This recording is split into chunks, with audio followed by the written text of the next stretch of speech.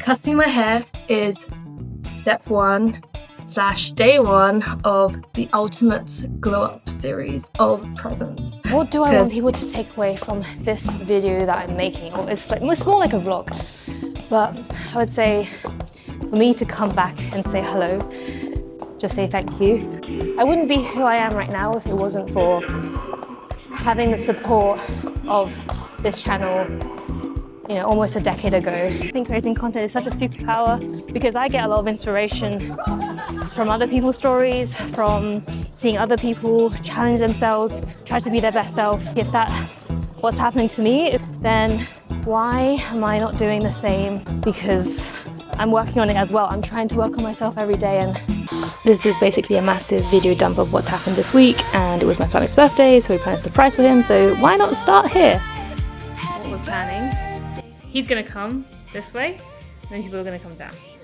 Wait, maybe you hide it. Maybe we both hide it. I swear I heard his voice. Did you hear his voice? I don't know.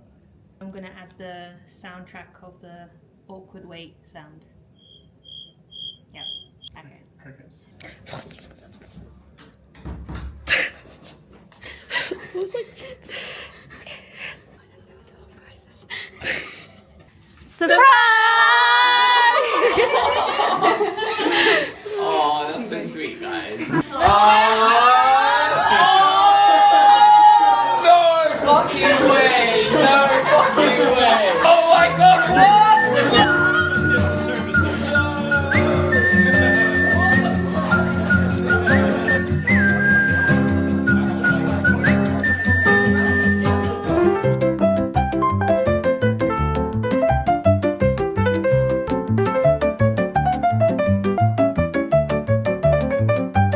Today I am getting a haircut. You know that I've had a ton of different hair. I went from losing all my hair to different wigs to dyeing it to not dyeing it, leaving it natural, and today I'm trying something new. So yeah, I've not been with you guys for quite a while and my life has changed. I moved house. If you have looked at my journey, you'll see that maybe a few videos ago I basically did a whole career transition. So dropped out of LSE, started a blockchain startup, pivoted into venture studios, investments, and then just didn't feel fulfilled anymore. I lost my spark, I lost my energy, and I was like, what do I actually want to do? And what really got me was telling stories, getting back into content. Doing content myself takes time to make money, so I focused on getting clients. But I feel like my nervous system is getting to like a better place. There's so much more to life that I didn't appreciate. I didn't appreciate the slow mornings. I didn't appreciate hanging out with people that weren't about business. I didn't appreciate just slowing down, being in my body. And all of this I'm still working on, I'm still learning. It's only been 2-3 months that I'm really trying to like get back into my body, connecting mind, body, soul, and being like grounded. Well, I don't know if that worked, but ta-da, I'm back, guys. It's my outfit of the day. I'm still doing the same thing. I'm building personal brands for founders and investors, and it's just been so much fun. Also moved in with founders, and I didn't expect how much I would change in this process. I've been really focused on trying to improve my mental health. I feel like maybe a lot of people can relate, especially high functioning performers, you know, people that just keep working and don't stop. Especially now that I also work with these people, I really understand them. And a lot of the time is like we don't feel like we're enough just as we are. We don't feel like we're enough unless we have a certain amount of income. For so long I have been, even though I've been working really hard to be enough, be a certain way and be someone to achieve that, and I feel like I'm really now just focusing on living life for presence, and I would love to share more on what I've been doing to achieve that. I have 3 months until I turn 26. It's crazy. So I've been thinking 3 months / 12 weeks is always a good timeline to like have a change, and I've been journaling every single day, and it's honestly helped me so much. I've spent literally the last year and a half just focusing on getting myself back together, not knowing that in between I had to like reset twice. So I was thinking I'm gonna get a job and then I'm gonna like just relax for a year and focus on my health and my mental health. And then I got let go and I was like, back to entrepreneurship. And so me and my ex-colleague started a business together, and then we basically split up in February because nothing bad, it's just we didn't have the same desire in terms of like the kind of business we wanted to build. And I'm so glad that I am now at that position where I'm like, okay, I'm at the next chapter. And the next chapter is when I'm 26, 3 months, okay, let's do something. I just never give up, and I hope that my yapping will maybe inspire you guys to just not give up. You are not allowed to give up, no matter where you are right now in your life. If you're depressed, if you're stressed, if you're like confused about your direction, if you're lost, just keep going and keep doing stuff, because the more data you get, the more you know what you don't want, which means you're gonna get closer to what you do want. But yeah, okay, I'm late now. Okay, I'm super late now, let's go. While I'm walking, let's keep talking. Damn, that rhymed. Building my own business, it's really helped me learn my own limits. Like, I've worked less, but I've made more money, which is so crazy. But I also do think that a lot of the hard work that I did compounded as well. So yeah, but you know, one of my clients right now is building a company to help people go through redundancy because of like AI. And honestly, like, I'm always thinking, what do I need to do to adapt? Because I think everyone's in the same spot. When you genuinely care about helping someone and you genuinely want to listen to someone, you'll be surprised how many people would want your help. I like it. She looks different. Can't recognise myself. Wow.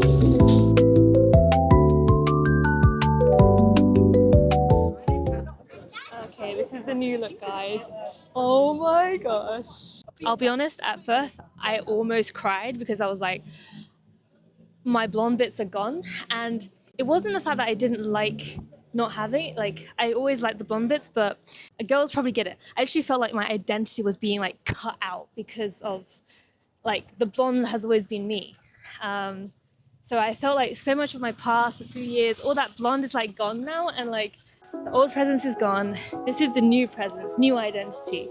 So yeah, anyways, I'm ready for a change. I'm so happy. Okay, I am A new chapter in the book of my heart. my new hair. Oh my gosh.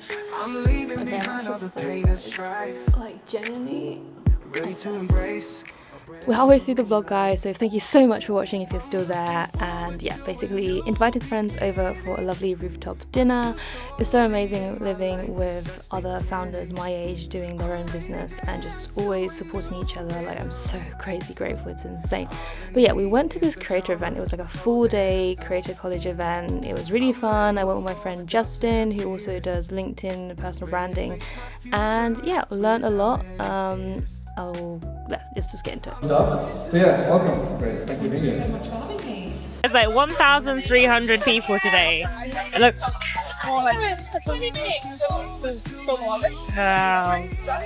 I think the one thing I keep hearing is the importance of storytelling, and also how every single person is unique. Every single person has a different story, and like there is room and there is space for everyone in this creator world. Speaking of creators, biggest takeaway from the everything you have. Great question. What stuck with me? Do you know what? Do you know what's actually stuck with me? That last question that the girl asked when he basically was like, followers don't matter anymore. It's literally, we're looking at like reach, consistency, your community, like the vibes of the page, like stop focusing on the vanity metrics. Like, I think that was a really strong takeaway for a lot of people. Each post has a different KPI. Yes. So look at the holistic picture, because so many people just follow on how many likes it's getting. Yeah, where she was like, I'm not going to post about my wedding every single week, but that gets like the most attention ever. I just need to remember to always be filming, ABF, always be filming. So I think, yeah, I'm gonna try my best to just document everything. I'll be honest, sometimes I feel scared to share everything with you guys because I feel like I have ups, I have downs, I'm human, and I'm not perfect, like I'm not perfect enough. So yeah, but last week I basically shared a very imperfect story of myself, of one of the hardest things I've went through, and it was really, really hard to share, but sharing that story, owning it, really inspired a lot of people, and it just made me feel like, okay, you know, I think being disciplined is going to be easier because I've shared something I'm really scared. It inspired people, it didn't scare people away, and I'm like, okay, it's okay to be yourself online, it's okay to be seen, it's okay to share who you are, to share every side of you, and this is by sharing my story, I can inspire, if I can inspire one person in the room today to tell their story because I've told mine, then I'm happy. You should be proud. And so that's the story of the envelope, and that's the reason why I'm still alive and well today. You know, whatever you're going through right now, or like everyone's gone through something that they've gone out the other side already. And you want to think like what associations has that story created, and therefore that is And I just had a meeting. I can't say too much, but I was basically just offered a role to be a CEO of a new media business with someone who was the chairman of a $30 billion company. There's a lot of stuff I need to think about. If I do take it, you guys will know. More will unfold. If I don't take it, things will be as normal. I think the main lesson I've learned is that opportunity is literally everywhere. And if you commit to your craft and you just don't give up and you just keep going, you keep upskilling, you keep getting better, someone will notice. You just never know who's noticing, and you never know when the opportunity will come. But that's what they call, I guess, like lucky, is when you've been working hard, you've been preparing for the right moment where someone comes into your life and offers you an opportunity. we had a reporter come in to literally interview us about the house that we're living in. Insane. This is more like deep chat. I've been journaling a lot and processing like the subconscious, like why am I who I am? There's a part of me that's afraid of being seen. I was afraid to be consistent and be disciplined and share content consistently because I was afraid that someone is going to label me as something and put me in a box and say I'm this thing or this person. And I continue to change, and so if I change, I no longer fit into this box, this label that someone else has identified me as. And that is kind of scary, if that makes sense.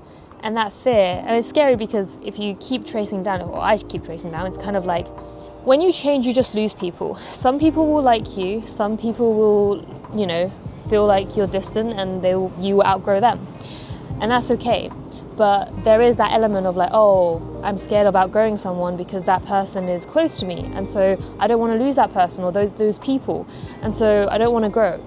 And it's the same with content, where I'm afraid of posting content consistently because I'm afraid that the identity, the label that some people have boxed me in, because I've changed, that they no longer want to be around because I'm different to what they imagine I am, or the label they put me as, if that makes sense.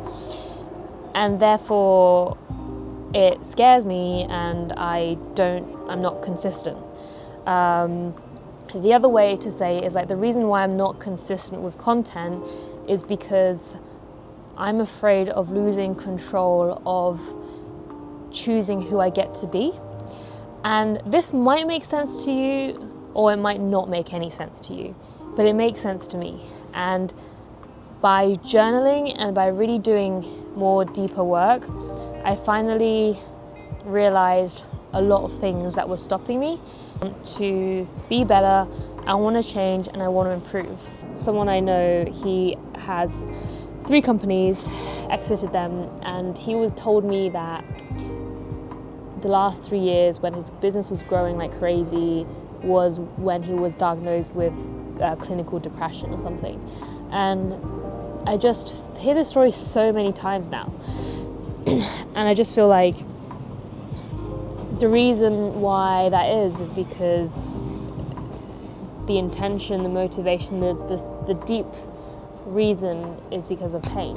And I don't want that to be me. It's so interesting when you see it from the lens of neuroscience, and because I've got 2 clients that are in the neuroscience space that I've really been studying this, so I'm learning so much about, you know, how founders think at the Series A plus level, how investors or funds think. So yeah, I hope you guys enjoyed this, and I'll see you guys next time.